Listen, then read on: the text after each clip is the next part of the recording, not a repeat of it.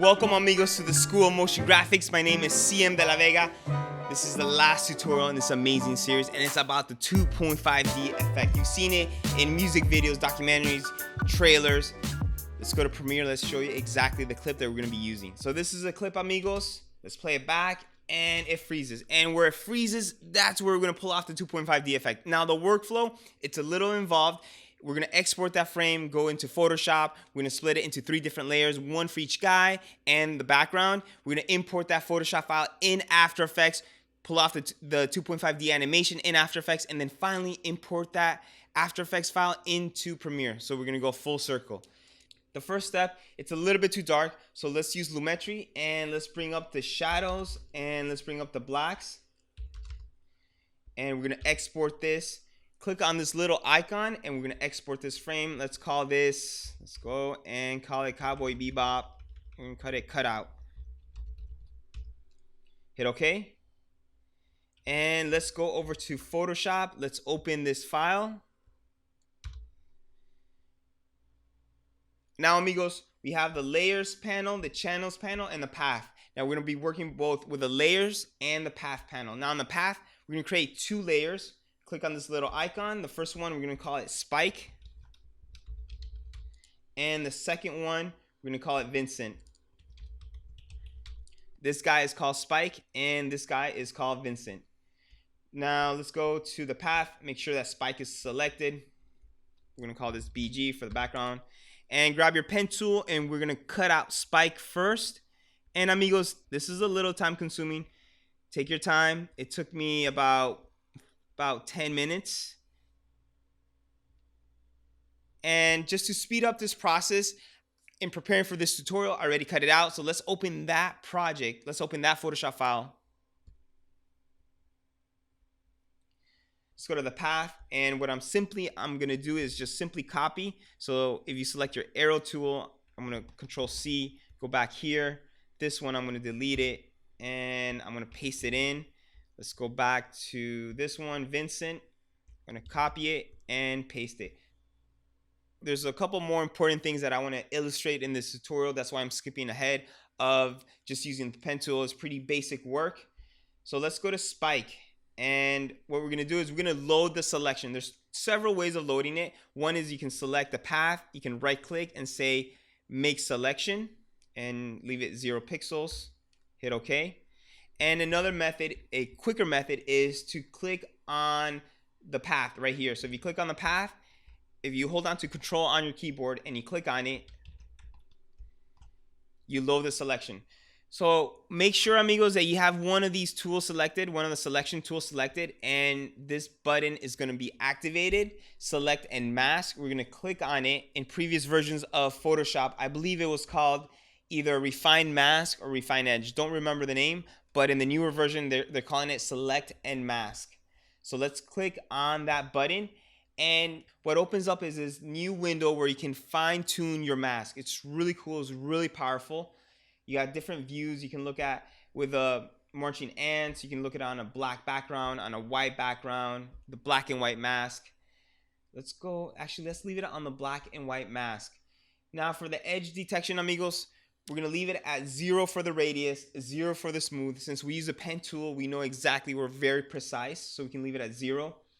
And if we zoom in, let's add a little bit of feather. Let's put about 1. If we increase the feather, you can see how it looks. If we increase the smooth, you can see how the mask changes. So let's give it a little bit of feather and let's give it a little bit of contrast, maybe about 20, maybe about 15. And shift edge, you can make the edges of your mask grow or shrink. So if we want to shrink it, we go minus, or we can make it bigger. So now let's just leave it at 0. See it on white. For your output settings, you have different options. Usually I go with new layer with layer mask. It's going to create a new layer with a mask. And usually I check off remember settings because when I go back, I want to have these same settings again. So let's hit OK. And it created, as you can see, a layer with a layer mask. Here's your layer mask. Let's hit cancel. Let's call this Spike. And you can always go back. Now that's a cool feature that I found out right now. If you click on it, it'll open it up.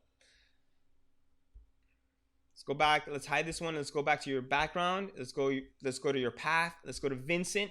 And remember, we can make the selection by holding on to Control on your keyboard and clicking on the path. Let's go to Layers and go to Select and Mask. Now we're going to keep all these same parameters. Hit OK. And let's call this Vincent.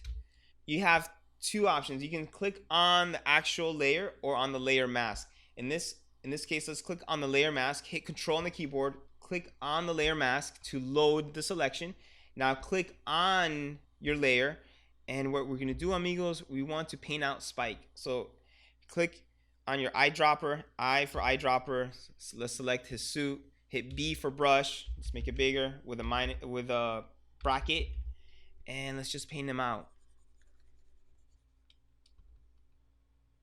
Select this color and let's paint it out. What we're trying to do is we want to have each of these layers by itself completely without any of the other layers overlapping. That's what we're trying to do. That's the objective right here. So we have Spike, we have Vincent, and now we need the background. We need a clean version of the background. Depending how much you rotate, how much you move, you may not need to have the whole entire background completely clean. You may get away with maybe half of it. So this is a little bit of trial and error, experimenting, going between Photoshop and After Effects, seeing how much you need. And as we go through this process, you'll see. So for now, what we're gonna do is we're gonna click on the layer mask, hold on to Control on the keyboard to load the selection. Then hold on to Control Shift, and we're gonna click on Spike on the layer mask, and now we have a selection for both of these guys. What we're gonna do now is click on the background, and let's go to your selection tool, and this button activates. Let's click on it, and what we're gonna do is we want to shift the edges. We want to make this mask bigger, so let's increase it.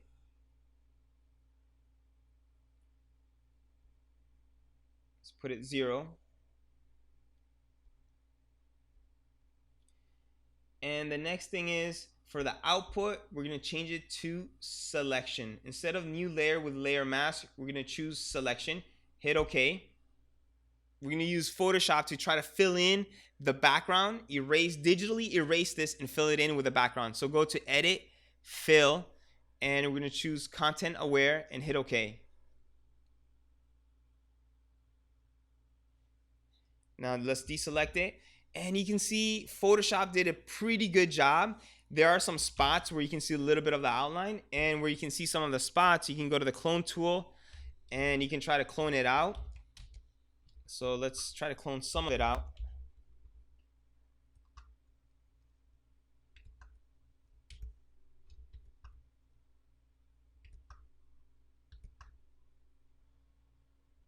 You see the outline of the hair. We're gonna try to clone it out with the clone tool.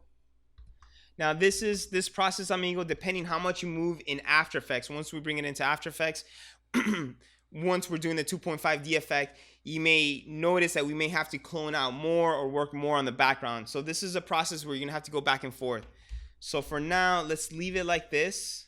Let's leave it like this, and let's bring these layers back. Let's save this file as a Photoshop file right here, PSD. And let's go into After Effects. Amigos, this is the original one that I worked on for this project, for this tutorial. And we're gonna create something very similar to this. Let's import the Photoshop file. Let's hit import. Now, After Effects is gonna give you a couple options, and you can import it as a footage, composition, or a composition retain layer size. We're gonna choose the second option, and we're gonna say merge layer styles into footage. Hit OK. And let's double click on the composition. Now to pull off the 2.5D effect, we're gonna make these images, we're gonna activate the 3D switch and put them in 3D space and put them apart. And then we're gonna create a camera and animate the camera, and that will give us a depth, the parallax.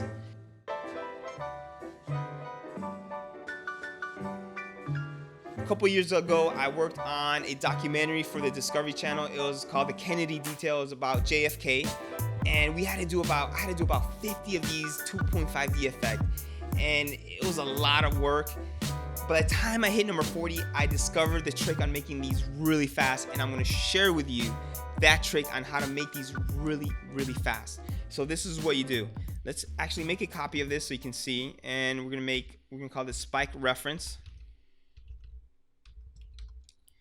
Click on spike. The first step is we're gonna make it a 3D layer. So activate the 3D switch. Next, we're gonna hit P for position, and we're gonna place it in Z depth. In this case, we wanna put it in front of the camera or closer to the camera. So we're gonna go forward. So let's go forward about minus, let's say 150. And then the second step is we're gonna hit S for scale. And this is where the trick comes in. We wanna scale this. We want to scale this layer to fit the same size as our composition. So these are the edges of our composition. We want to scale it down so it fits basically is exactly the same size as our composition.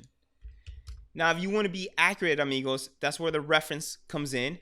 Now on the spike layer, we're going to change the blending mode to difference. Let's hide these layers. Let me zoom in. And if we're off, amigos, you're gonna see something that looks like this. But if we have it completely black, like 91.5, if you have it completely black or almost completely black, you know they're on top of each other perfectly. So let's delete the reference. Let's go back to a normal blending mode. Let's go to Vincent. Let's activate the 3D switch. Hit P for position. Now let's move him back in Z space. So we're gonna move him back about 150. The third step, amigos, we're gonna scale this layer so it matches the edges of our composition. So hit S for scale and then scale it up 108, perfect. And if we change our top view, we can see that right here we have Spike. Let's change his color, Spike, and then we have Vincent right here, and then we want to put the background even farther back. So let's go back to our active camera, and let's unhide the layer.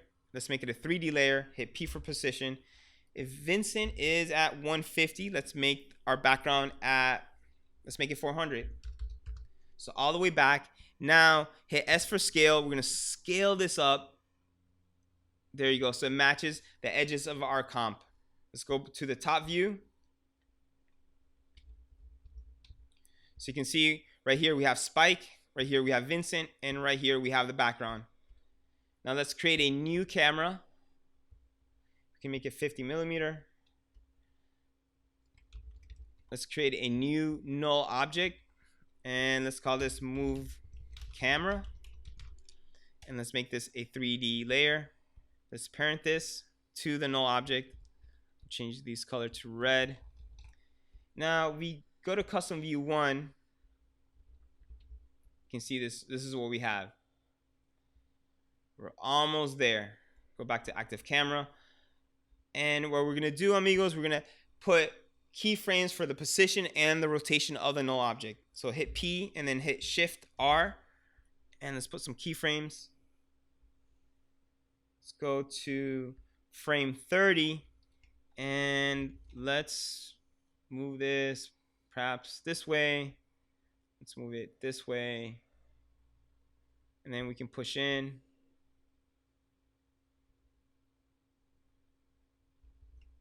Maybe a little bit over. Select these keyframes, and we can go to animation, keyframe assistant, ease in. So let's do a little RAM preview. There we go. Now, amigos, if we zoom in, you can see there's this little line right here. This is the line. This is in the background, and if we unhide Spike and Vincent, this is a little bit of outline, and this is what I mentioned before, that we may have to go back to Photoshop, clone this out, and fix it. So it depends how much you rotate, how much you move. You're gonna see how much you might have to clone out the background. So what I suggest is do the minimum first, and then do your animation, and then from there figure out how much you have to clean the background, how much you have to clone out the background. And then finally, we're going to use a little bit of blood action from Video Copilot, from their Action Essentials. We're going to use the blood burst. This is a blood burst, and we're going to use a blood splat. So let's go back and let's move in the blood burst. Let's move it in. Let's solo it.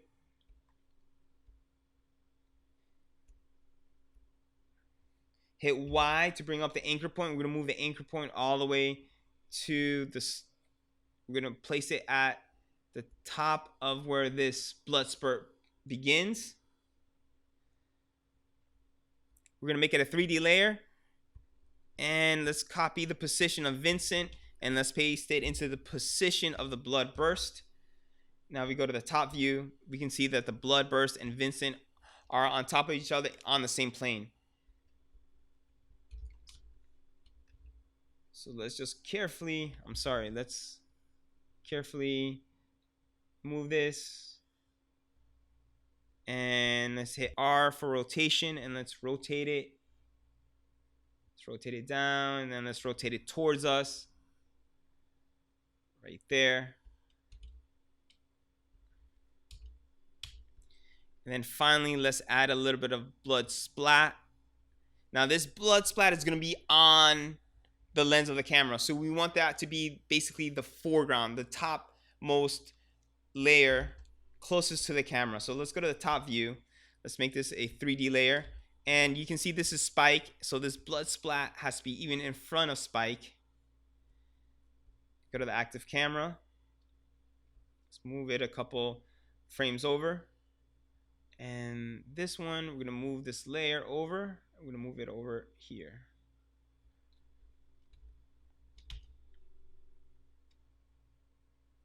And that's how you do the 2.5D effect, amigos. You can be creative.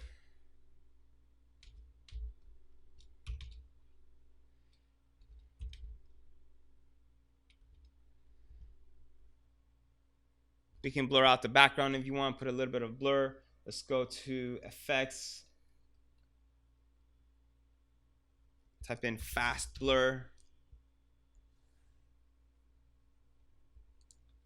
Maybe put a value of 5 to blur a little bit of the background. We can add some dust in between these guys. For example, we can put dust falling right here. Let's put this dust, make it a 3D layer. Let's go to the top view. And yeah, it's in between the two guys.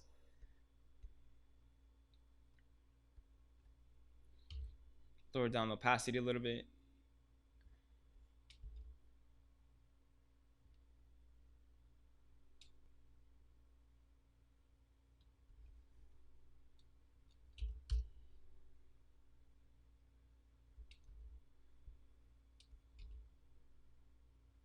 And if you don't like the color of the dust, we can go to Effect, Generate Fill. And let's give it a brown color.